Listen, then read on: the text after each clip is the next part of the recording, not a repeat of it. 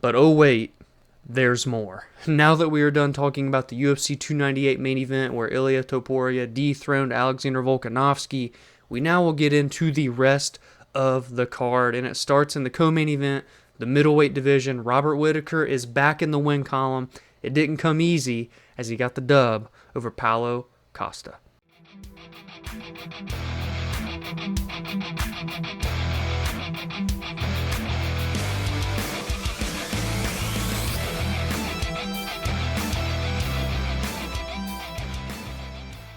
The number 3 ranked Robert Whittaker is back in the win column after his loss to Dricus du Plessis last July, which is aging well because Dricus is now the middleweight champion of the world. But nonetheless, Bobby Knuckles gets the dub. He gets it in a decision over the number 6 ranked Paulo Costa, and what was only Paulo's third fight since losing to Israel Adesanya back in September of 2020. That is still just a wild fight, or a wild stat to wrap your head around. And this was a wild fight because this was, in my opinion, the fight of the night. Technically, it was Amanda Lemos and Mackenzie Dern, which was a great fight we'll get into here in a little bit. But I thought this was the best fight of all of UFC 298. Back and forth for 15 minutes. Paulo Costa landed a massive spinning wheel kick that almost put Bobby Knuckles away at the very end of round number 1.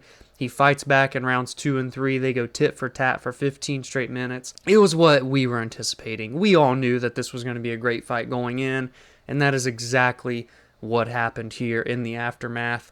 What could be next here is fun to discuss because middleweight's kind of on fire right now. And I've said this time and time again this year because every single week we're getting meaningful middleweight fights. At UFC 297, we got the middleweight championship main event. A week after that, we got Nasruddin Imavov beating Roman Dolidze. That was number 11 versus number 8. Last week, we got Joe Pyfer fighting Jack Hermansson. Jack Hermansson held his spot in the top 15. Now we got number 3 versus number 6 in Robert Whittaker and Paulo Costa. Not to mention, number 15 ranked Anthony Hernandez opened up the main card, which we'll hit on here in a little bit.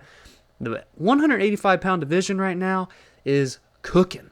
We have had, and bear with me here, I'm going to count how many ranked fighters have fought just now until February 18th of 2024. Yeah, I just went and counted actually. 8 of the top 15 fighters in the world at 185 pounds have competed in the first month and a half of 2024. That is what you want to see in a division that has been kind of stale the last few years. We have rankings churning. We have people climbing. We have people dropping. And we have a fresh new champion with Dricus du Plessis. Really, that's all we've had the past 2 years is the championship belt getting passed around like a hot potato. Yes, I used the same analogy as I did last week. Deal with it. This is awesome. This is an awesome time right now for the middleweight division. It's something that is needed for this division. There's not necessarily anything that jumps off the page. But then again, I guess now that I'm thinking about it, as I say that, maybe we do get Sean Strickland versus Robert Whittaker. It's a fight that hasn't happened. Whittaker's essentially fought everybody else in this division. Not literally, but he has fought quite a few of them. Why not do it? Sean Strickland coming off of losing the championship. Robert Whittaker, if he can get one more, he can lay a solid claim to getting a title fight next. There is a world where maybe he could jump right in for the immediate title shot. I don't personally see that happening, to be honest with you. But you do have the built-in story of Dricus not only beating, but knocking out Robert Whittaker last July. But I'm more on the side of I'd like to see him fight one more time, and then Dricus can, maybe defend against Israel Adesanya in the time being. I still think that is the fight that's going to happen, most likely coming soon. I think you could do easily, because I know Sean Strickland isn't going to say no to any fights. Strickland versus Whittaker, 5-round main event on a fight night card. Sign me up for that 10 times out of 10. Next, we move to the welterweight division where Ian Machado Garry remained perfect. 14-0, 7-0 in the UFC. He wins the grudge match, if you will, even though they were pretty buddy-buddy this week and they touched gloves at least 27 times in their fight on Saturday. But he gets the nod over Geoff Neal, who was ranked number 8. And, say what you want about the guy, negatively or positively, he is bringing attention to himself and to his fights. And that is a good thing at the end of the day from a business perspective if you're the UFC. And Ian Garry is a legitimate talent. He is long, he is rangy, he has good fight IQ, he can adjust well. Now, he makes good decisions in the cage, and I like the progression. I remember back after the Song Kinong fight, I think is when this first went into the air, because I remember discussing it with Noah. He made this 6-fight plan where he wanted to do 6 fights progressively up the welterweight ranks en route to getting a title shot. Well, there's the first 3. He knocked out Daniel Rodriguez, he beat Neil Magny, and now he has a win over number 8 Geoff Neal. So he will enter officially the top 10 come Tuesday morning, more than likely enter right in at that number 8 spot where Geoff Neal was. But instead of kind of working his way up the ladder 1 or 2 spots, my buddy and I were maybe throwing around him and Stephen Wonderboy Thompson, 2 long, rangy strikers. I think that would be a really technically fun striking match there. He went right up to the top of the totem pole and called out former 3-time title challenger Colby Chaos Covington. And I'm going to be honest with you, I think not only is that a fight that the UFC will push for and try and make, because that's 2 of the biggest names in the 170-pound division right now, I think that's a fight that Colby Covington truly believes that he will win, and I think that is a fight that Colby Covington would accept. I really do. I would see him accepting this fight over a fight such as Shavkat Rakhmonov 10 times out of 10, and I think that's absolutely what is next. I think Ian Machado Garry is going to get what he called for against Colby Chaos Covington, and if he wins, love it or hate it, Ian Machado Garry would all of a sudden be the front runner for a welterweight title shot. Merab Dvalishvili is an absolute machine. He is the 2024 version of the Terminator, as he just rallied off his 10th straight victory. He has not lost since April 21st of 2018. Shout out to War, Ricky Simone, baby. But 10 straight victories since then.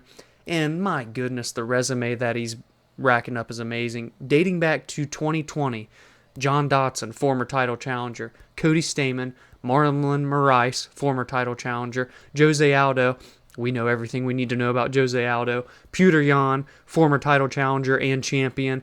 And Henry Cejudo, former 2-weight world champion, Olympic gold medalist. There aren't many resumes in the sport right now that are like Merab's, and he is next for the Bantamweight Championship of the World. Dana White confirmed it at the UFC 298 post-fight press conference. Hallelujah, thank goodness. He's going to be next. He will get the winner of Sean O'Malley and Marlon Chito Vera 2 going down at UFC 299 March 9th. Sean O'Malley was in attendance, and one of the most luscious looking coats I have ever seen. That thing looked like it could keep you warm for years. And he kept a very stoic, unimpressed, stature in the result, in the aftermath of this fight with Merab. I want to see that fight badly. Now, I'm not counting out Chito Vera. He's already beat Sean O'Malley once. He could win that fight again. And even still, Merab versus Marlon Chito Vera is also a super fun fight. Any fight that Merab's going to get put into is going to be nonstop, for the simple fact of the matter that he will not stop rushing at his opponents. I will say in this fight with Henry, the first round he fought a little out of his element. He was kind of just having a striking match, and that is what allowed Henry Cejudo to have his most success. But in rounds 2 and 3, he went back to the well. He pushed forward with his heavy pace. It looked good in the striking, landed big shots as well, but was taking Henry Cejudo down essentially at will, carried him across the cage at one point like Matt Hughes and Frank Trigg, and I'm pretty sure Frank Trigg was the ref for that fight. Actually, no, it wasn't. It was Jonathan Romero. Jonathan, I apologize. But what a performance. What a victory. And Merab's star power is really continuing to grow. He's doing funny skits on social media. He's interacting with the crowd at the press conferences. He's being wild. He's being crazy. And he backs it all up in the cage. You have all the storylines you need, especially if he lines up to fight Sean O'Malley. I can see the promo video now. Merab takes Sean O'Malley's jacket. Oh, I mean, that could be the poster. I think the poster for Merab versus Sean O'Malley should just be them with the red and black jacket. One photo of each of them, who wore it better. But I digress. That sounds like I'm taking credit away from Marlon Vera. Regardless, that is an incredible fight between Vera and Merab as well. I had to say that twice just for the simple fact to know I'm not discrediting Cheeto. So I'm excited to see what will happen March 9th, because O'Malley and Vera 2 is going to be a great fight. Going to honestly be a stand-up war for as long as that fight goes. And the winner knows who they will have next. Merab Dvalishvili.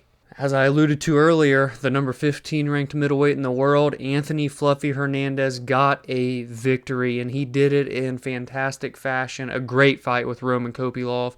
Two guys that were coming in on 4-fight win streaks. One of those streaks had to come to a close, and that was Kopylov. Anthony Hernandez has now won 5 straight fights, 4 of them via finish.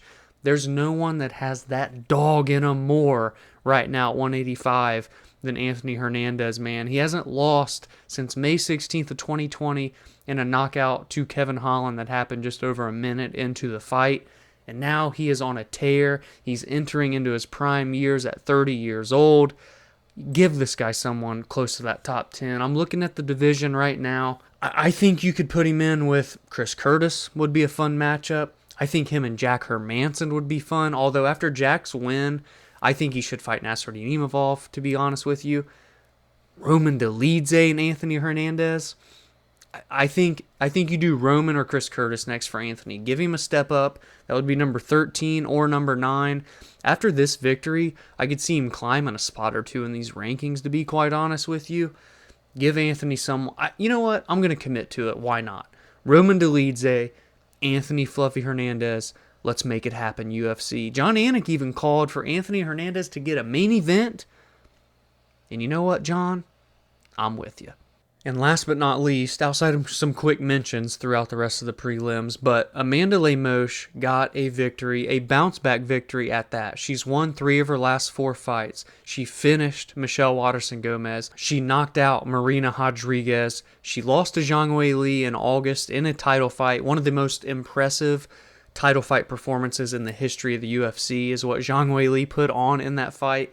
But she bounces back here with a victory over Mackenzie Dern. Shout out to Mackenzie. She did take this fight on a few weeks' notice. Kind of saved this fight. I believe, I don't even remember actually, now that I think about it, who Amanda's opponent was supposed to be. Someone let me know if you remember in the comments. I'll find it after the fact, of course. But Amanda Lemos gets a victory over Mackenzie Dern in what was the official fight of the night for UFC 298. And, you know, again, I thought it should have been Whittaker and Costa, but if you're going to give it to any other fight on the card, you make it this fight right here. It was very good, very back and forth. Mackenzie Dern, somehow, I guess according to Dana, didn't break her orbital bone, but it looked like she took, it would have been a left hook to her right eye, and she immediately kind of crumbled down, held her face. It looked very bad. And not only did she not get finished in that instance, but she came back and could have arguably won this fight. But Amanda gets it done. I think it was unanimously 29-28. She's one of the most fun... honestly, these two are 2 of the most fun fighters in the 115-pound division. And right now, we do know that the title fight is happening at UFC 300. Yan Xiaonan versus Zhang Weili. Oh yeah, that's who it was. Tatiana Suarez. There you go. You don't even have to look any further. Rebook the original fight. Tatiana Suarez, Amanda Lemos. That is what happens next. I'm one of the biggest Tatiana Suarez fans there is. I really enjoy watching Amanda Lemos fight. Those 2 clashing is very interesting. I obviously lean Tatiana because, honestly, I lean Tatiana over pretty much every other woman in this division. Maybe even the champion Zhang Weili. But we have that title fight happening in April. I'd love to see the original fight get rebooked. Number 2, Tatiana. Number 3, Lemos. Put them together. The winner gets the winner of UFC 300's title fight.